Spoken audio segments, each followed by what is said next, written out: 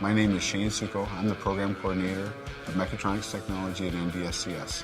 A mechatronics technician would be kind of like a super technician, somebody that would be able to handle all repairing, installing, or troubleshooting anything on an automated assembly line. It's a combination of several existing fields such as mechanical, electrical, electronics, microprocessor-based control systems, fluid power systems, basically to control automated equipment to produce a product.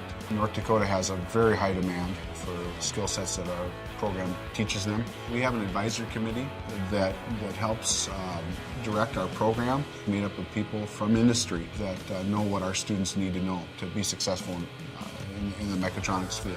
My name's Art Nelson. I'm the Production Operations Manager at Comdell Innovation. In order to be competitive around the world, we implement a lot of automation, product-specific automation. We design and build that in-house. We just recently brought on a new graduate. The baseline education he got from NDSCS and the Mechatronics program has really set him up to be successful with us.